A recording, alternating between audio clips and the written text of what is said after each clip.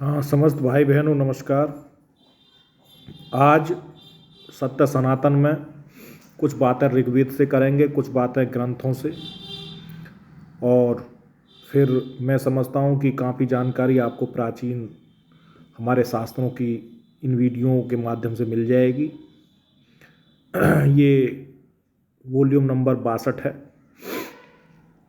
इसमें सबसे पहले मैं चर्चा करूँगा रहट के विषय में।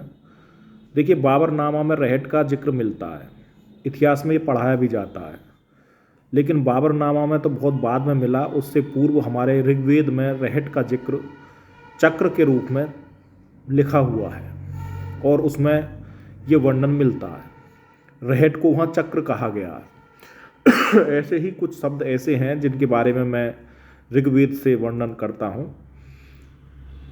एक शब्द है नहर, जो आजकल नहर बहुत ज़्यादा बोला भी जाता है, और गयासुद्दीन तुगलक ऐसा शासक था जिसने नहरों का शुरुआत करी, और जो उसका विस्तारीकरण किया था वो गयासुद्दीन तुगलक के बाद फिर फिरोज़ तुगलक ने किया था।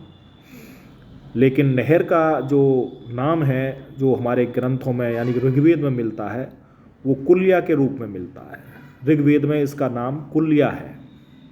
कीनास कीनास जो कहा जाता था वो हल चलाने वाले किसान को कीनास कहा जाता था, और कृसंत जो कहा जाता था वो हल जोतने को कहा जाता था, कृसंत। उसका वर्णन हमें ऋग्वेद में मिलता है। बैल को वृक्क कहा गया है और गोबर की खाद को करीस कहा गया है।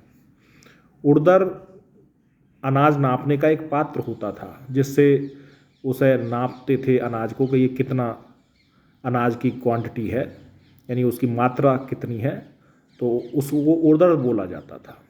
उड़दर पर्जन्य बादल के लिए कहा जाता था।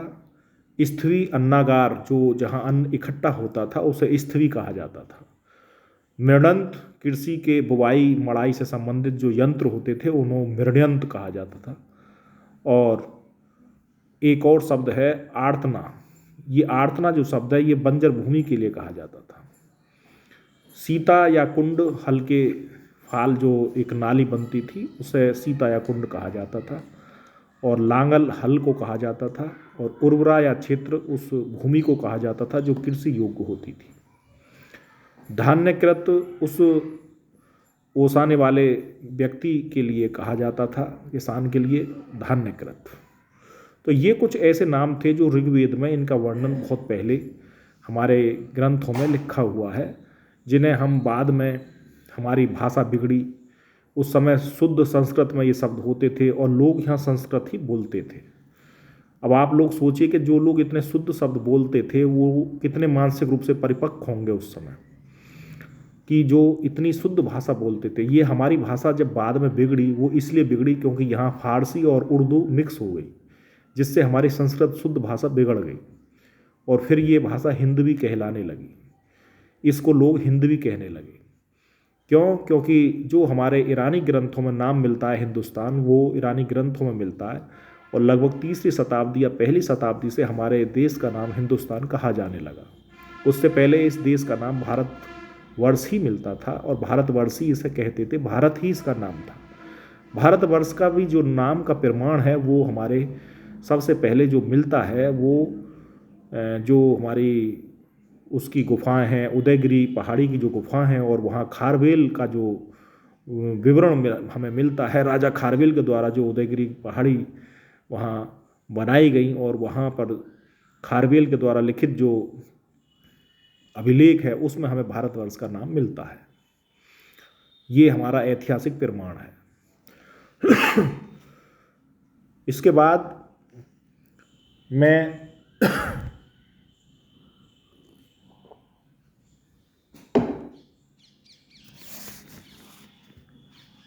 आप लोगों को वेदों के विषय में बतलाऊं। हमारे जो वेद हैं, वेदों को पढ़ने के लिए 6 वेदांगों की आवश्यकता होती है, और ये जो 6 वेदांग हैं इनको मैं बता दूं आपको। इन 6 वेदांगों में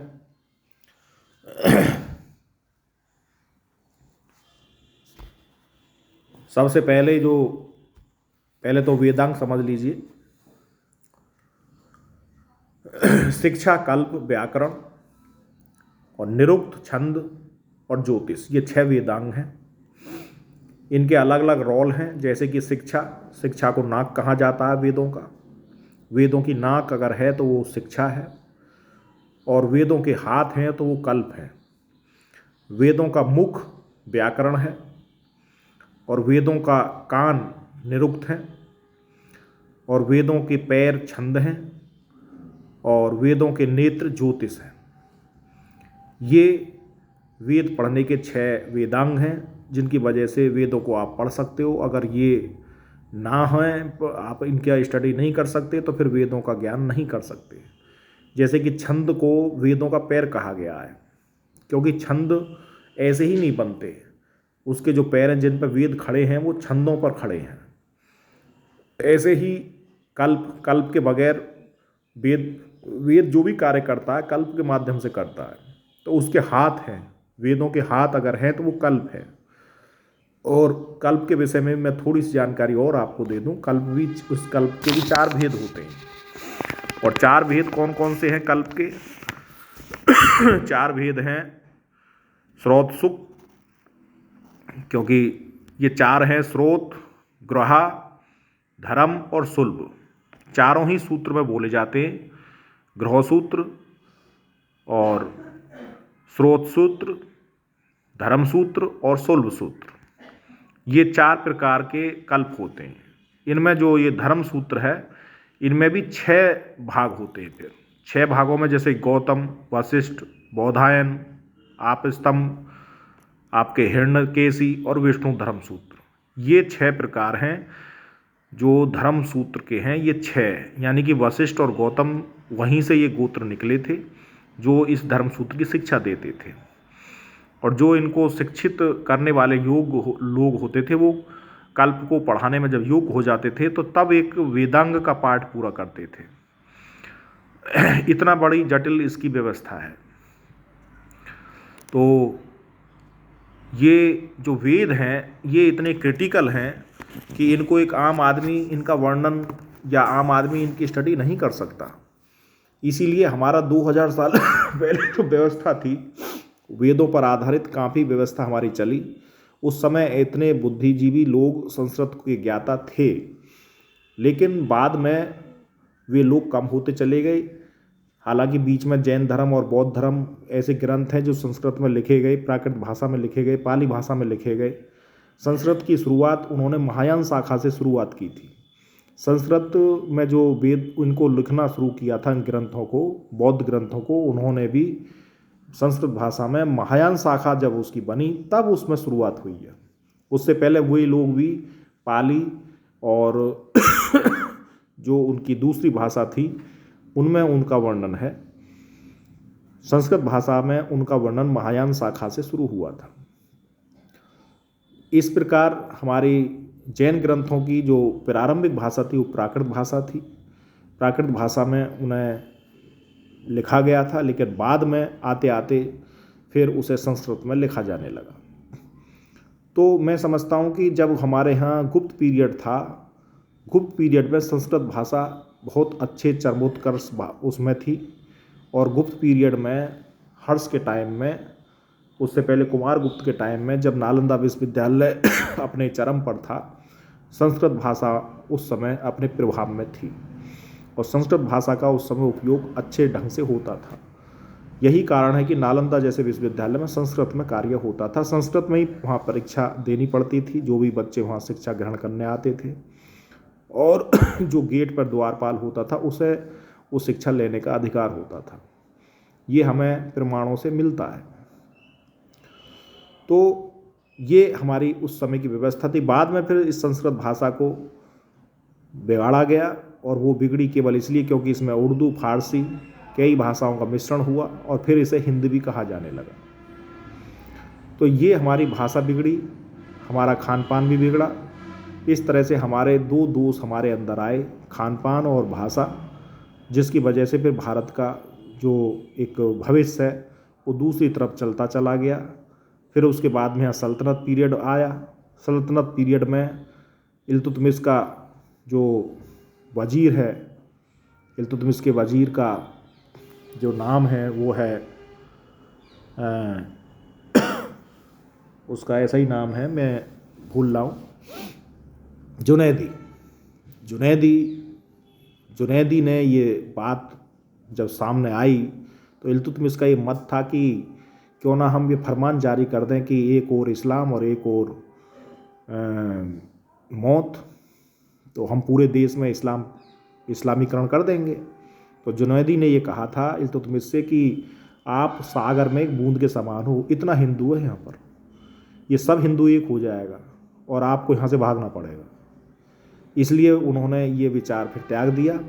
इसका वर्णन हमें बर्नी द्वारा लिखित कई बुकों में मिलता है और ख़ुद जिस व्यक्ति को भी ये बात देखनी हो, इतिहास में ये पढ़ाया जाता है। कई बार ये क्वेश्चन पूछा भी गया यूजीसी नेट, क्योंकि लोग कहते हैं जी प्रमाण दो प्रमाण दो, प्रमाण भी दे दे, प्रमाण भी बहुत है, क्योंकि लोग अब बातों पर कम विश्वास करते हैं, प्रमाणों पर ज़्यादा विश्वास करने लगे, जबकि वो वास्तविकता से बहुत परे है।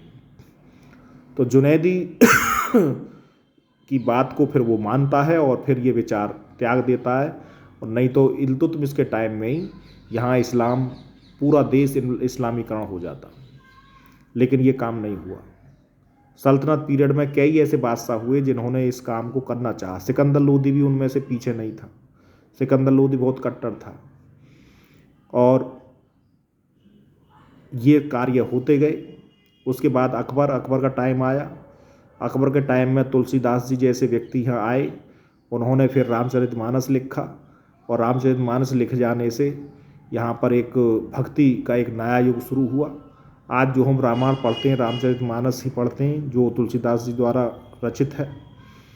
और हम अपने ग्रंथों में अगर देखें तो सबसे पहले महाभारत को लिखा गया था, और महाभारत का नाम जब उसमें 1,00,000 श्लोक हो गए तब उसे महाभारत कहा गया। उससे पूर्व इसका नाम भारतवर्ष था, और रामायण की रचना फिर बाद में हुई। उससे पहले वाल्मीकि द्वारा कृत रामायण थी, लेकिन उसके अंश हमें मिले नहीं, वो लिटरेचर हमें मिला नहीं, और लिटरेचर हमारा वो धूमिल हो गया। व्यक्तियों की केवल विचारों में ही रामायण रही, लेकिन लिखित रूप में रामायण का कोई भी अंश मौजूद नहीं था। इसीलिए तुलसीदास जी ने ये कार्य किया, और तुलसीदास जी ने फिर इन सब बातों को लिखा। और ये कार्य भी तब लिखा गया, उससे पूर्व नालंदा जैसे विश्वविद्यालय को डिमोलाइज कर दिया गया था बख्तियार खिलजी के द्वारा। 12वीं सदी में हमारे नालंदा विश्वविद्यालय को डिमोलाइज कर दिया, उसमें आग लगा दी। लिटरेचर उसका बहुत जला, 6 महीने तक आग जली रही थी उसमें, इतना लिटरेचर था उसके अंदर। जो भी हमारे ग्रंथ थे, हमारे उपनिषद थे, क्योंकि हमारे उपनिषद इस समय 13 ही हैं, 13 में भी 11 ही मौजूद हैं, लेकिन 13 को पढ़ाया जाता है। 13 नाम ऐसे हैं जिनको हम पढ़ते हैं, लेकिन मौजूद 11 ही हैं, देख नहीं सकते हम 13 को। तो ये जो उपनिषद थे बाकी के और कहाँ गए, तो इनकी ये जो गए ये केवल उसी नालंदा विश्वविद्यालय में जल गए, हमारे लिटरेचर को जला दिया गया।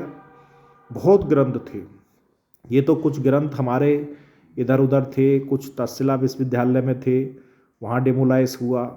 उसमें भी कुछ विक्रमशिला में थे, वो डिमोलाइज हुआ, उसमें थे। लेकिन फिर भी हमारे कुछ ग्रंथ रह गए, कुछ लोगों के पास रह गए। फिर कुछ लोग सरकारी दस्तावेजों में तो थे ही नहीं, तो उन्हें जला दिया गया। तो ये कुछ हमारे यहाँ हुआ है। अब मैं 2 बातें बता दूं जो मुख्य रूप से जैसे कि महाभारत में एक पार्ट है जब अर्जुन और शिव में युद्ध होता है, इसका वर्णन हमें किरातार्जुनीयम से मिलता है, तो इसको अलग से उठा लिया गया। शिशुपाल वध है, इसको अलग से उठा लिया गया। इस तरह के अंश अलग अलग थे, इनको कलेक्ट करके तब महाभारत का ग्रंथ बनाया गया, इसकी कलेक्शन करके, संकलन करके। इसलिए महाभारत को पहले बनाया गया, रामायण को बाद में बनाया गया। ये सूत्र काल में हम प्रमाणित कर सकते हैं, सूत्र काल में इनकी रचना हुई, लेकिन ये ग्रंथ बहुत पहले। उसके बाद 2 बातें मैं रामायण की आप लोगों को बताता हूँ जिनसे हमें शिक्षा लेनी चाहिए। जिस समय राम रावण में युद्ध हो रहा था, तो उस समय अंतिम युद्ध बिल्कुल अंतिम चरण में था। अगस्त ऋषि वहाँ पहुँचते हैं और वे वहाँ भगवान राम को आदित्य स्तोत्र की दीक्षा देते हैं और धनुष बाण देते हैं। बोले रावण अब इससे मरेगा, और भगवान राम उसे स्वीकार करते हैं, आदित्य स्तोत्र की दीक्षा वो स्वीकार करते हैं। तो अब यहाँ ये शिक्षा लेने वाली बात है। लोग रामायण तो बहुत पढ़ते हैं, सुनते भी बहुत हैं, लेकिन रामायण की गहराई क्या है उसे नहीं समझते। अब यहाँ बात समझने वाली ये है कि यदि अगस्त ऋषि ये सोचते कि रावण तो पंडित है और मैं भी पंडित हूँ, तो फिर मुझे तो रावण को बताना चाहिए आदित्य स्तोत्र, मैं राम को क्यों बताऊं। लेकिन उन्होंने राम को आदित्य स्तोत्र की दीक्षा दी, और वो केवल इसलिए दी क्योंकि सत्य की विजय करानी बहुत जरूरी थी। इसीलिए जो सत्य के साथ रहता है वो ब्राह्मण है। ये है ब्राह्मण की परिभाषा। और जो सत्य के साथ नहीं रहता, सही बात के साथ नहीं रहता, सही कार्य के साथ नहीं रहता, वो ब्राह्मण नहीं है। और यदि ब्राह्मण शब्द निकाल दिया जाए तो हिंदू धर्म में आधे में कुछ भी नहीं बचता। इतना बड़ा शब्द है ये ब्राह्मण, जो आज के लोग इसको समझते भी नहीं हैं। तिलक बहुत लंबा चौड़ा लगाएंगे, कपड़े पहनेंगे, पंडित जी बने घूमेंगे, लेकिन जब उन्हें ज्ञान देखा जाएगा तो ज्ञान उनके नाम पर जीरो। ये हैं, ये इससे कार्य नहीं होने वाला। ईश्वर ने हमें ये कार्य नहीं दिया। ईश्वर ने हमें कर्म की शिक्षा दी है। कर्म करिए, आप कर्म करेंगे, आप आगे बढ़ेंगे। इसलिए गीता में स्पष्ट कहा गया कर्मण्येवाधिकारस्ते मा फलेषु कदाचन। तो आपको कर्म करना पड़ेगा। आज हमारे देश में बहुत सी जातियां हैं, और बहुत सी जातियों के लोग, जो छोटी जातियां हैं, उनके लोग आर्मी में नौकरी करते हैं। जब वो आर्मी में नौकरी करते तो वो तो छत्री का कार्य कर रहे हैं, तो वो उस जाति के कहाँ रह गए। और ये कर्म के अनुसार है। तो हमें यही बात समझनी चाहिए, ये जातिगत विचारधारा से ऊपर उठकर हमें अपने आप को भारत का नागरिक मानकर कार्य करना चाहिए। हम सब मानव हैं, हमारी जाति मानव है, और कोई हमारी दूसरी जाति नहीं है। और मानव के लिए भगवान ने ये शिक्षा दी है कि आप श्रेष्ठ कर्म करो, काम करो। एक दिन खुद तुम्हें लोग अवतार कहेंगे, भगवान कहेंगे। जैसे हम आज राम को कह रहे हैं, राम तो खुद इतने मर्यादित पुरुष थे कि उनका मैं एक विवरण और देता हूँ। जिस समय संजीवनी बूटी से पहले जब नागपाश में मेघनाथ उन्हें बांध देता है और हनुमान जी गरुड़ को ले आते हैं, तो गरुड़ से वो कहते हैं कि मेरा तो तुमसे कोई परिचय भी नहीं है। तब गरुड़ कहते हैं का पूछत हो परचत स्वामी। तो ये उस समय की चौपाई है। तो का पूछत हो परिचय स्वामी, ये उस समय की चौपाई है, क्योंकि वो एक मानव के रूप में ही बोल रहे थे। वो किसी ईश्वर के रूप में नहीं बोल रहे थे। उन्होंने वहाँ भी अपने आप को मानव ही रखा। वो तो एक आदेश देते तब गरुड़ आ जाते, हनुमान जी को भेजने की क्या जरूरत थी। लेकिन उन्होंने मानव के रूप में ही यह कार्य किया। अगर एक श्रेष्ठ मानव के रूप में कार्य किया तो भगवान राम ने किया, और उन्हें हम अवतार मानते हैं। तो हमें ये शिक्षा लेनी चाहिए। लेकिन यहाँ लोगों का चिंतन मनन बहुत नीचा हो गया है।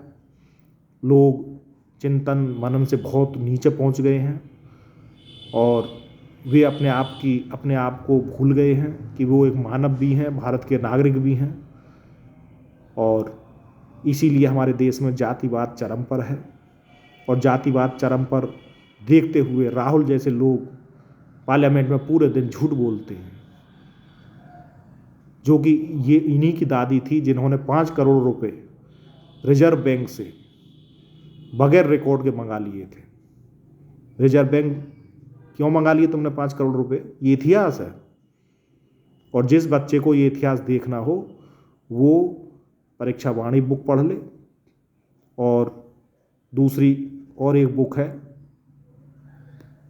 जो आधुनिक भारत की बुक हैं, उनमें कई बुकों में ये वर्णन दिया है 5 करोड़ रुपए वाला। तो इन बातों से हमें ये सिद्ध होता है कि हमारे देश में क्या नहीं हुआ। आधुनिक भारत में हमारे जो ज़रूरतें थीं वो पूरी हो ही नहीं पाई। और वो केवल इसलिए नहीं हो पाई क्योंकि लोग सत्ता के भूखे थे। उन्हें केवल किसी भी हाल में सत्ता चाहिए थी। उन्हें देश से प्रेम नहीं था, उन्हें सत्ता से प्रेम था। और आज भी लोग केवल सत्ता के भूखे हैं, उन्हें लोगों की चिंता नहीं है। लोग कहाँ पहुँच गए, कितना कर्ज हमारे देश पर लद गया, हमारी करेंसी कितनी डाउन हो गई, लेकिन लोग अपनी राजनीति करे बगैर नहीं भूल रहे, क्योंकि हमारे देश में लोग इतने अभी जागरूक नहीं हैं। जब तो यहाँ गलत प्रवृत्ति के लोग और गलत प्रवृत्ति के मानसिकता के लोग यहाँ इस देश में नेता बन जाते हैं। ये कितनी बड़ी दुर्भाग्य की बात है कि जिस व्यक्ति को जेल में होना चाहिए वो हमारे यहाँ नेता बने हुए, वीआईपी बने हुए घूमते हैं। तो ये जनता की तो कमी है, क्योंकि हमारे यहाँ जनता समझदार नहीं है अभी। और जिस दिन यहाँ जनता समझदार हो जाएगी उस दिन ये लोग, इनकी जगह जो मंत्री और मिनिस्टर बने हुए घूमते हैं, उनकी जगह जेल में होगी। ये अंतर है। इसीलिए हमारे देश का सिस्टम गड़बड़ है। आज देखिए अभी तक परीक्षा नहीं हुई, टीचरों की भर्ती नहीं हो रही, बच्चे परेशान हैं, उनकी भर्ती कब होगी, परीक्षा नहीं होती, क्यों, किसका कारण है ये? लेकिन देश में इतने बड़े देश में इतने लोगों की संख्या है जो समाज सेवी हैं। अब इतने लाखों समाज सेवी होने के बावजूद भी सेवा कम रह जाए, कमी कहाँ फिर? हर जगह हर चौराहे पर देखो समाज सेवियों के बोर्ड टंगे हुए, लेकिन फिर भी देश में कमी है। आखिर कमी क्या है? तो चिंतन और मनन की कमी है। तो ये बातें समझने वाली है। तो मैं बच्चों से और सभी लोगों से ये आग्रह करूँगा, वीडियो को अधिक से अधिक शेयर करें और अधिक से अधिक लोगों तक इसका लाभ पहुँचाएं।